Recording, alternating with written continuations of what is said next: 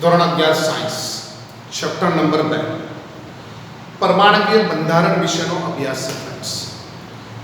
હવે આ ચેપ્ટરની અંદર આપણે 11મા ધોરણ ડાલ્ટનના પરમાણુકીય સિદ્ધાંત વિશે શીખ્યા કે દ્રવ્ય એ અવિભાજ્ય પરમાણુઓનો બનેલો છે.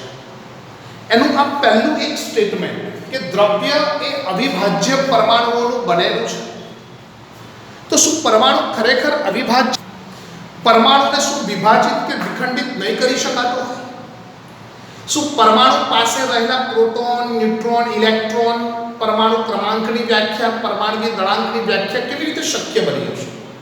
તો આવા ઘણા બધા પ્રશ્નોમાં ડાલ્ટનનો પહેલો જે સિદ્ધાંત હતો, ડાલ્ટનનો જે પહેલો કોન્સેપ્ટ હતો, એ કંઈક અંશે ખોટો પડે છે કે ભાઈ પરમાણુ એ અવિભાજ્ય નથી, એ વિભાજ્ય છે. પરમાણુને વિભાજિત કરી શકાય છે, પરમાણુને વિખંડિત કરી શકાય છે, પરમાણુને તોડી શકાય છે. અને જ્યારે પરમાણુને તોડવામાં આવે છે ત્યારે એ પરમાણુને તોડવાથી એની પાસે જુદા જુદા ઉપપરમાણુકીય કણો જોવા મળે છે. કેવા ઉપપરમાણુકીય કણો? એ પરમાણુને તોડવાથી એમાં જુદા જુદા ઉપપરમાણુકીય કણો જોવા મળે છે. અને એ ઉપપરમાણુકીય કણો જેમાં આપણે એને ઓળખીએ છીએ બેટા પ્રોટોન, ઇલેક્ટ્રોન અને ન્યુટ્રોન. એટલે જ્યારે પરમાણુને મેં તોડી નાખ્યો, પરમાણુને મેં વિખંડિત કરી દીધો, પરમાણુને મેં વિભાજિત કરી દીધો, ત્યારે એ વિભાજિત એ વિખંડિત પરમાણુમાંથી અસંખ્ય નાના નાના કણો છૂટા પડે છે, જેમાં મુખ્ય 3 ઉપપરમાણુકીય કણો છે. એમાંનો એક ઉપપરમાણુકીય કણ છે પ્રોટોન, બીજો ઉપપરમાણુકીય કણ છે ઇલેક્ટ્રોન અને ત્રીજો ઉપપરમાણુકીય કણ છે ન્યુટ્રોન. આ સિવાય મારી પાસે છે મેસોન, ફોટોન, ગ્રેવિટ્રોન, એન્ટીપ્રોટોન, પોઝિટ્રોન, આવા અસંખ્ય ઉપપરમાણુકીય કણો પરમાણુમાં સમાયેલા હોય તો પછી પરમાણુને અવિભાજ્ય કેવી રીતે કહી શકાય?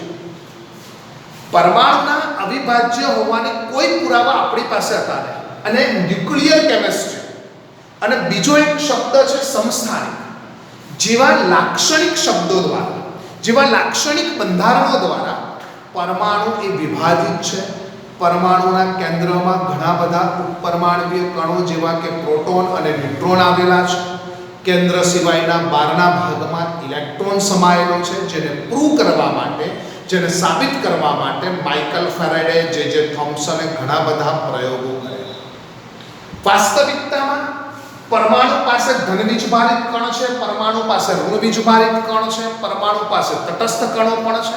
આવા બધા કણોનો સમન્વય એ એક પરમાણુની રચના કરતો હોય તો પછી પરમાણુ એ અવિભાજ્ય હોઈ શકે નહીં. એ કોન્સેપ્ટના આધારે આપણે ચેપ્ટર 2 ને શરૂઆત કરતા પહેલા અથવા ચેપ્ટર 2 માં જે મહત્વના શબ્દો છે એ 2 થી 3 શબ્દો આપણે સમજવા છે. અને એમાં પહેલો શબ્દ જે મારી પાસે છે એ છે સમસ્થાનિક. પહેલો શબ્દ જે મારી પાસે છે એ સમસ્થાનિક. કે સમસ્થાનિક એટલે શું? તો કે આ તો સર તમે પહેલા આગળ શીખવાડેલું છે કે કોઈ પણ તત્વના પરમાણુમાં પરમાણુ ક્રમાંક સમાન હોય પરંતુ પરમાણુ દળ જુદું જુદું હોય. તો કે પરમાણુ ક્રમાંક એટલે શું અને પરમાણુ દળાંક એટલે શું એ ખબર છે ખરું? તો કે હા, એ વ્યાખ્યા તો આગળ શીખવાડેલી છે. તો કે પરમાણુકીય ક્રમાંક એટલે શું?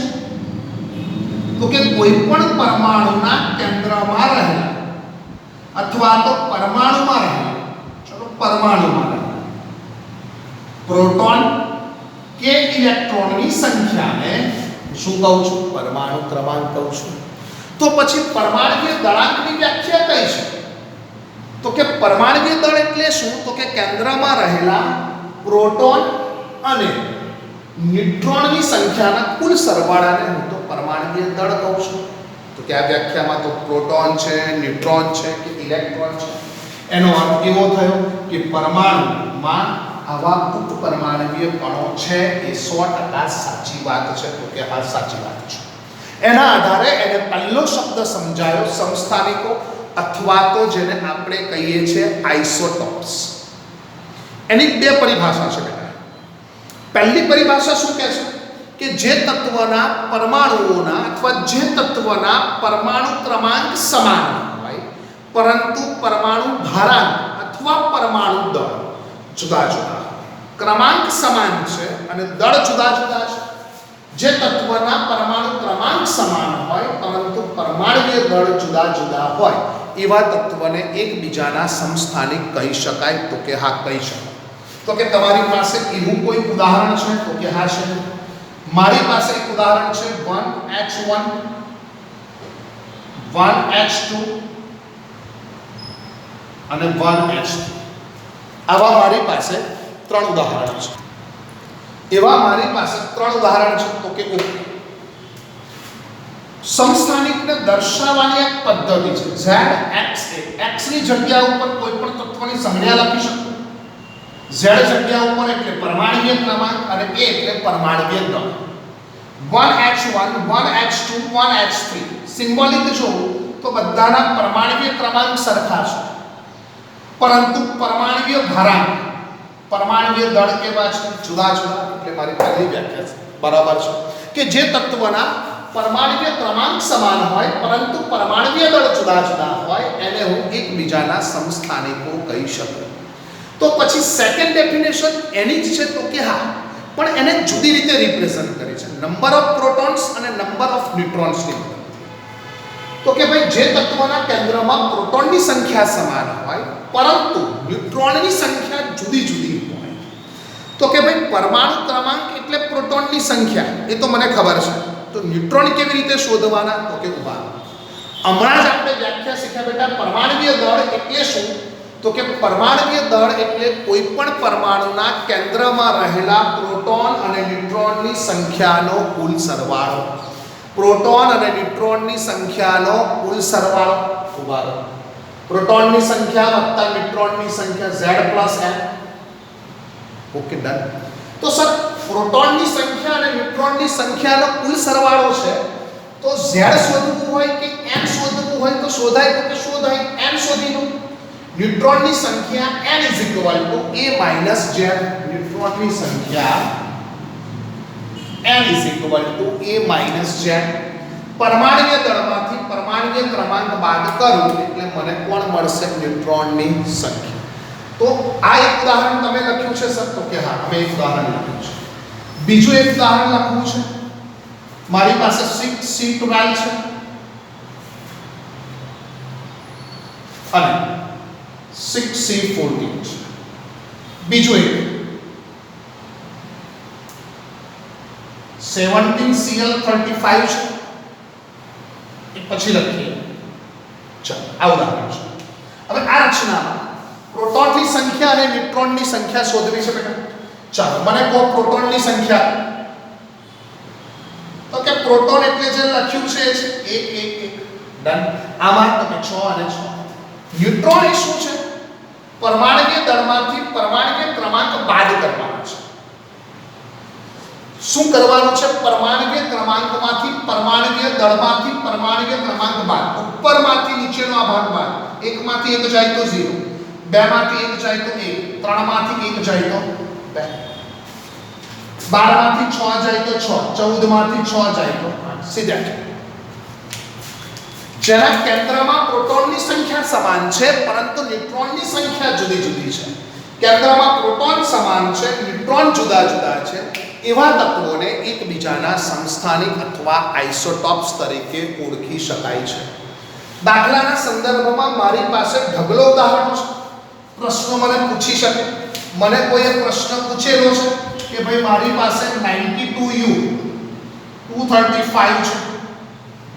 ચાલો, મને આમાં પ્રોટોનની સંખ્યા કહો, આમાં મને ઇલેક્ટ્રોનની સંખ્યા કહો અને આમાં મને ન્યુટ્રોનની સંખ્યા. ઉભા રહેશો.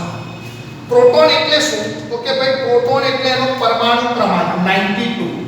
ચાલો, ઇલેક્ટ્રોન તો કે કેન્દ્રમાં જેટલા પ્રોટોન હશે એટલા જ ઇલેક્ટ્રોન હશે.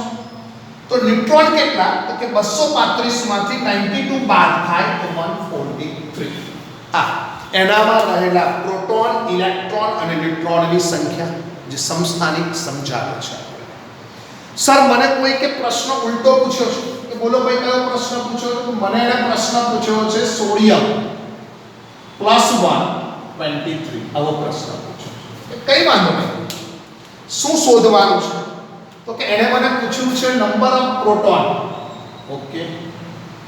પછી મને પૂછ્યું છે નંબર ઓફ ઇલેક્ટ્રોન, ઓકે, અને પછી એને પૂછ્યું છે નંબર ઓફ ન્યુટ્રોન, ઓકે. ચલો પ્રોટોન કેટલા લખું? તો કે સર પ્રોટોન તો મેં 11 લખી દીધા, વેરી ગુડ. ન્યુટ્રોન તો કે 23 માંથી 11 બાદ કરું તો 12 મેં લખી દીધા, ઓકે, અદ્ભુત.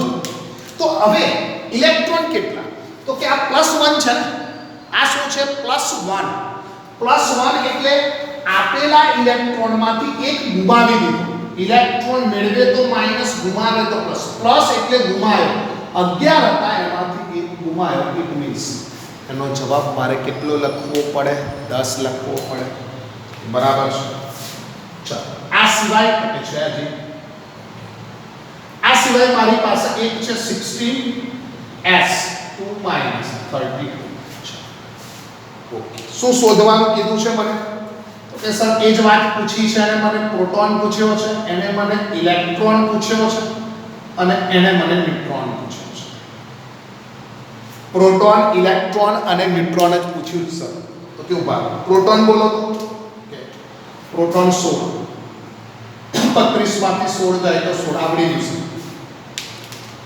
ઇલેક્ટ્રોન તો કે 16, તો કે ના, -2 છે, મેળવે તો માઈનસ, એટલે 2 મેળવ્યા છે, 16 તો છે જ બેટા, અને 2 મેળવ્યા છે, એટલે એની પાસે ઇલેક્ટ્રોન કેટલા થાય છે? 18 ઇલેક્ટ્રોન થયેલા જોવા મળે. તો આ પ્રકારની લાક્ષણિકતામાં સોડિયમ, સલ્ફર જેવા ઉદાહરણોથી પણ મને એક કેન્દ્રમાં રહેલા પ્રોટોન, કેન્દ્રમાં રહેલા ન્યુટ્રોન અને કેન્દ્રમાં રહેલા ઇલેક્ટ્રોનની સંખ્યા વિશે પૂછી શકે છે. એટલે આ એક શબ્દ સમસ્થાનિક થયો. બે પરિભાષા સમસ્થાનિકની આપીએ છીએ બેટા આપણે. પહેલી વ્યાખ્યા મેં આપી કે જે તત્વના પરમાણુ ક્રમાંક સમાન હોય, પરમાણુ દળ જુદા જુદા હોય, અથવા તો જે તત્વના કેન્દ્રમાં રહેલા પ્રોટોનની સંખ્યા સમાન હોય, ન્યુટ્રોનની સંખ્યા જુદી જુદી. સામાન્ય ભાષામાં આને પ્રોટિયમ અને ડ્યુટેરિયમ અને આને ટ્રિટિયમ તરીકે ઓળખવામાં આવે છે. સમસ્થાનિક પછી આપણી પાસે બીજો શબ્દ છે સમભારિક. સમભારિક મીન્સ આઇસોબાર્સ. સમભારિક એટલે શું? તો કે આઇસોબાર. આઇસોબાર એટલે શું કહે છે? તો કે જે પરમાણુના પરમાણુ ક્રમાંક જુદા હોય પરંતુ પરમાણુ ભાર સમાન. પરમાણુ ક્રમાંક જુદા છે અને પરમાણુય ભાર સરખા હોય, પરમાણુય દળ સરખા હોય, એવા પરમાણુઓને તમે સમભારિક કહી શકો. તો કે આવા ઉદાહરણો છે સર, પણ બહુ શું માઇન્યર ઉદાહરણ છે. એમાંનું એક 18 આર્ગોન 40, 20 કેલ્શિયમ 40 લખી દીધું છે. Very good. 18 આર્ગોન 40 અને 20 કેલ્શિયમ 40 બંનેના પરમાણુ ક્રમાંક જુદા છે, પરંતુ પરમાણુ દળાંક સમાન હોય તો એને સમભારીય કહેવાય. બીજું એક ઉદાહરણ છે મારી પાસે 6C14, 7N14.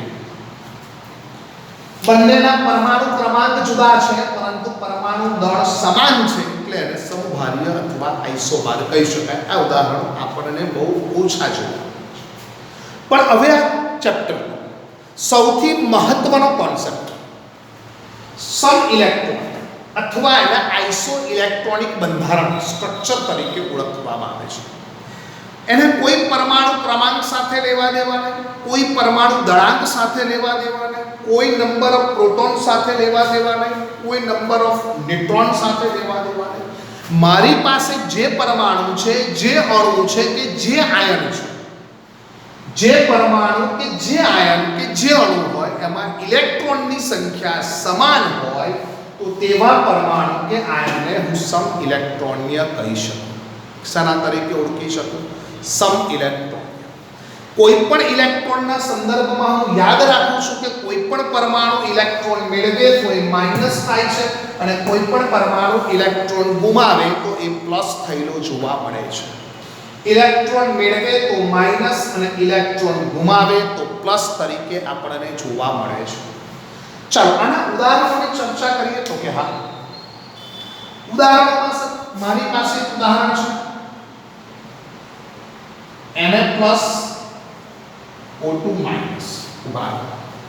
સમ ઇલેક્ટ્રોનીય એટલે એમાં રહેલા નંબર ઓફ ઇલેક્ટ્રોન સરખા હોવા જોઈએ. એ કેવી રીતે ગણાય? તો કે સામાન્યતઃ જે તત્વનો જે પરમાણુ ક્રમાંક હોય ને એટલા તો એમાં ઇલેક્ટ્રોન હોય છે.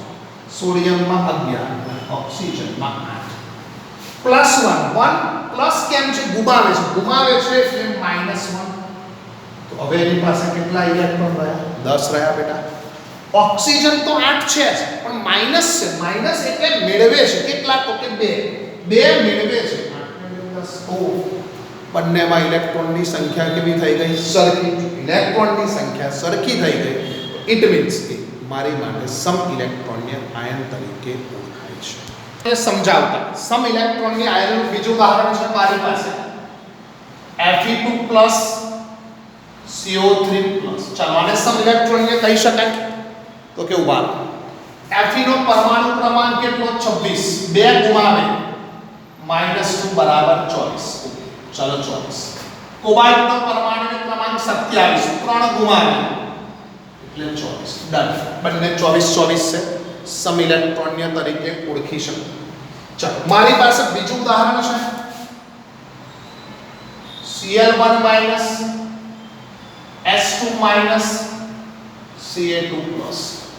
ચાલો આ ત્રણ સમ ઇલેક્ટ્રોનીય છે. તો કે ઉભા રહો. સમ ઇલેક્ટ્રોનીય માટે 17 + 1 18.